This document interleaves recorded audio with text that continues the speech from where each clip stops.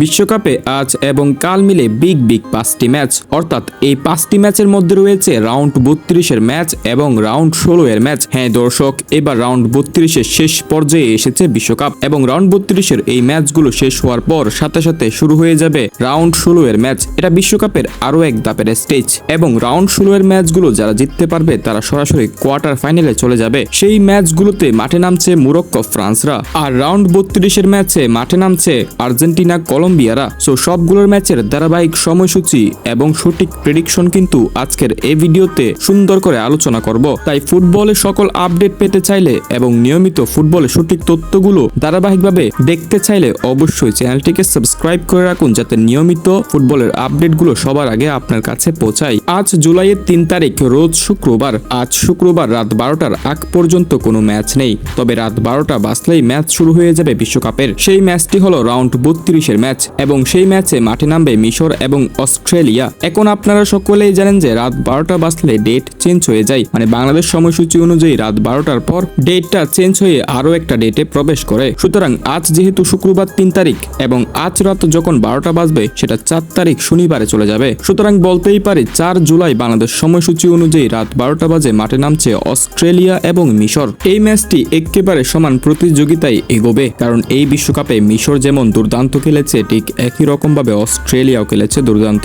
মানে দুই দলের পরিসংখ্যান অনুযায়ী সমান প্রতিযোগিতা বলছি, এমন বলছি না যে মিশর অনেক বেশি ভালো খেলেছে এবারে বিশ্বকাপে। অস্ট্রেলিয়া বিশেষ করে ম্যাচের মধ্যে হাইট অ্যাডভান্টেজটা বেশি নেই, অর্থাৎ এরিয়ালের ক্ষেত্রে তারা বেশি এগিয়ে থাকে। অন্যদিকে মিশরের খেলাটা অনেকটা পজিশন গেম, তাদের বাম পাশে অনেকটা মোহাম্মদ সালাহ এগিয়ে নিয়ে যায় ম্যাচকে, তবে তাদের মাঝখানেও আছে মারমুশদের মতো ফিনিশাররা। অর্থাৎ দুই দলের খেলার ধরনটা দুই রকম, বাট শক্তিমত্তার বিচারে দুই দলই সমান। তাই এই ম্যাচের প্রেডিকশনটা করতে একটু কষ্ট হবে, কিন্তু আমার মতে মিশর হয়তো সর্বশেষ এই ম্যাচটি জিতে যেতে পারে। এরপরে রাউন্ড 32-এর আরো একটি ম্যাচ কাল সকালে। হ্যাঁ দর্শক, রাউন্ড 32-এর শেষ দুটি ম্যাচ কিন্তু কাল ভোরে অনুষ্ঠিত হবে। একটি আর্জেন্টিনার ম্যাচ আর একটি কলম্বিয়ার ম্যাচ। আর্জেন্টিনা মাঠে নামছে কেপ ভার্দের বিপক্ষে, কলম্বিয়া মাঠে নামছে গানার বিপক্ষে। আগামীকাল বাংলাদেশ সময়সূচি অনুযায়ী ভোর 4টা বাজে, একদম ভোর 4টার কথা বলছি, এবং তারিখটাও জুলাইয়ের 4 তারিখ। তখন কিন্তু আর্জেন্টিনা মাঠে নামবে। এখন এই ম্যাচের প্রেডিকশনটা দেওয়ার আগে কিন্তু জানতে হবে আর্জেন্টিনার খেলার ধরন কিরকম এবং কেপ ভার্দের দলটির খেলার ধরনটা কিরকম। আর্জেন্টিনা এই বিশ্বকাপে প্রথম থেকে জয় নিয়ে ফিরছে, সো সবাই আর্জেন্টিনাকে এগিয়ে রাখবে এই ম্যাচে, কিন্তু আপনার জানতে হবে কেপ ভার্দের সেই ইতিহাসগুলো। কেপ ভার্দে ফুটবল দলটিকে সম্ভবত কেউ চিনত না। বিশ্বকাপের গ্রুপ পর্বের প্রথম ম্যাচে স্পেনের বিপক্ষে ম্যাচটির মাধ্যমে তাদের পারফরমেন্সের জানান দিয়েছে পুরো বিশ্বে। সো ওই দিন থেকেই কেপ ভার্দের ফুটবলের নামটা সারা বিশ্বে ছড়িয়ে গেছে। কেপ ভার্দে নিজেদের শেষ 5 ম্যাচের মধ্যে 2টি ম্যাচ জয় পেয়েছে, যেখানে একটি ম্যাচ জিতেছে পেনাল্টিতে, আর একটি ম্যাচ সার্বিয়ার বিপক্ষে 3-0 গোলের ব্যবধানে জয় পেয়েছে। বিশ্বকাপের 3টি ম্যাচই হয়েছে ড্র, অর্থাৎ গোল দিয়ে জয়ের হার থেকেও রক্ষণভাগে ডিফেন্স করে যাওয়ার হারটাই কিন্তু বেশি আছে কেপ ভার্দের পক্ষে। যেহেতু বিশ্বকাপের আরো একটি বড় দল অর্থাৎ আর্জেন্টিনার বিপক্ষে যেহেতু মাঠে নামছে কেপ ভার্দে, তাহলে সবার মনে প্রশ্ন জাগছে কেপ ভার্দের খেলার ধরনটা কিরকম। চলুন আমরা কেপ ভার্দের বিগ ম্যাচটির খেলার ধরনটা দেখে আসি, অর্থাৎ স্পেনের বিপক্ষে যেই ম্যাচটি খেলেছিল সেই ম্যাচে কোন কোন পজিশনে ডোমিনেট করে খেলেছে কেপ ভার্দে, এটা একটু দেখি। স্পেন ভার্সেস কেপ ভার্দে ম্যাচটিতে স্পেনের বল পজিশন ছিল প্রায় 74%, কেপ ভার্দের বল পজিশন ছিল 26%। স্পেন একের পর এক শুট নিয়েছে, মোট 27টি শুট নিয়েছে স্পেন, যেখানে শুট অন টার্গেট ছিল 7টি, কিন্তু একটিও গোল করতে পারেনি। অন্যদিকে কেপ ভার্দে শুধুমাত্র 6টি শট নিয়েছে, যেখানে একটি ছিল শুট অন টার্গেট। অর্থাৎ এই স্ট্রাকচারটা দ্বারা বোঝা যাচ্ছে যে অ্যাটাকিং লাইনআপে এগিয়ে ছিল স্পেন, শুধুমাত্র ডিফেন্ডিং করেই গেছে কেপ ভার্দে। কিন্তু কতটুকু ডিফেন্ডিং করেছে সেটা তো একটু দেখতে হবে। এই যে দেখুন তাদের ডিফেন্ডিং এর পারফরমেন্স। কেপ ভার্দের 18টি টাইকেল, যেখানে স্পেনের 13টি। কেপ ভার্দের 15টি ইন্টারসেপশন, যেখানে স্পেনের ছিল 6টি। কেপ ভার্দের 6টি ব্লক, যেখানে স্পেনের ছিল মাত্র 2টি। কেপ ভার্দের 46টি ক্লিয়ারেন্স। হ্যাঁ দর্শক, 46টি ক্লিয়ারেন্স করেছে কেপ ভার্দে ওই একটি ম্যাচেই, যেখানে স্পেন মাত্র 7টি ক্লিয়ারেন্স করতে পেরেছে। এরপর কিপার সেভ ছিল 7টি। ওই ম্যাচটি তো যে কিপারে খেলেছে সেটা সবাই জানেন, তিনি একাই 7টি সেভ দিয়ে স্পেনকে আটকিয়ে রেখেছেন। অন্যদিকে স্পেনের কিপার মাত্র একটি সেভ দিয়েছে। তার মানে এই ডিফেন্ডিং স্ট্রাকচারে সম্পূর্ণভাবে এগিয়ে আছে কেপ ভার্দে। এখন আর্জেন্টিনা ভার্সেস কেপ ভার্দে, যেটি আগামীকাল ভোর 4টা বাজে অনুষ্ঠিত হবে, সেই ম্যাচটির ধরনটা কিরকম হবে দেখুন। সেই ম্যাচে আর্জেন্টিনার পায়ে কিন্তু বল পজিশনটা বেশি থাকবে, কেপ ভার্দে ডিফেন্ডিং করে যাবে।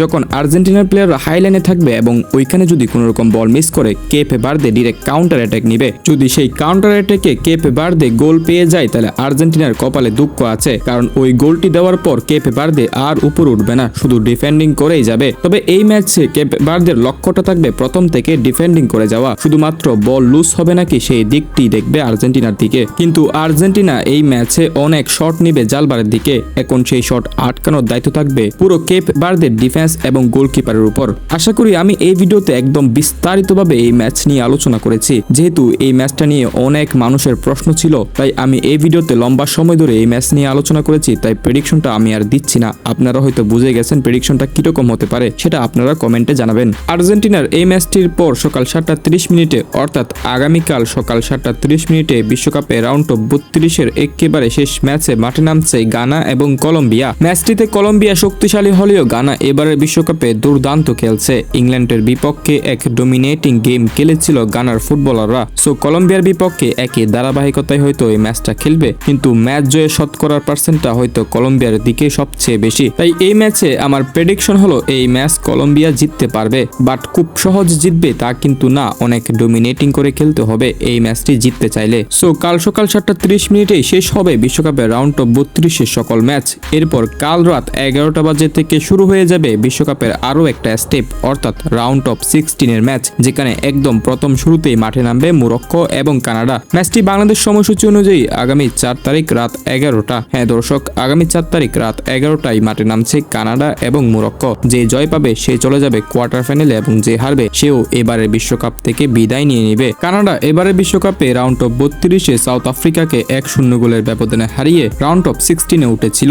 এরপর মরক্কো রাউন্ড অফ 32-এ নেদারল্যান্ডকে ট্রাইবেকারে হারিয়ে রাউন্ড অফ 16-এ উঠেছিল এবং সেই ম্যাচটি সত্যি অনেক জমজমাট ছিল। সুতরাং মরক্কো অনেক বড় চ্যালেঞ্জ নিয়ে এই পর্যায়ে এসেছে এবং মরক্কোর স্কোয়াডে অনেক বেশি ভারসাম্য আছে। সুতরাং এই ম্যাচটিতে আমার প্রেডিকশন হলো কানাডাকে মরক্কো হারিয়ে দিতে পারবে এবং মরক্কো উঠে যাবে কোয়ার্টার ফাইনালে। এরপরে আগামীকাল গভীর রাত 3টা বাজে মাঠে নামছে ফ্রান্স। তাদের প্রতিপক্ষ দল হলো প্যারাগুয়ে, যে দলটি জার্মানিকে হারিয়ে এই পর্যায়ে এসেছে। ম্যাচটি আগামীকাল রাত 3টা, মানে আগামীকাল তো 4 তারিখ, আর 4 তারিখ রাত 3টা মানে সেটা বাংলাদেশ সময়সূচি অনুযায়ী 5 তারিখে চলে যাবে, অর্থাৎ 5 তারিখ গভীর রাত 3টা বাজে ফ্রান্স ভার্সেস প্যারাগুয়ের ম্যাচ। এবং এই ম্যাচটি রাউন্ড অফ 16-এর ম্যাচ। এই ম্যাচটি যেই দল জিততে পারবে সেও কোয়ার্টার ফাইনালে উঠে যাবে। এখন দুই ম্যাচের পরিসংখ্যানে কে আছে এগিয়ে একটু দেখি। ফ্রান্স এবারের বিশ্বকাপে সবচেয়ে বড় শক্তিশালী দল। ফ্রান্সকে যদি প্যারাগুয়ে আটকাতে পারে সেটা হবে সবচেয়ে বড় চমক এবারের বিশ্বকাপে। প্যারাগুয়ে রাউন্ড অফ 32-এ জার্মানির মতো টিমকে হারিয়ে রাউন্ড অফ 16-এ কোয়ালিফাই করেছে। ঠিক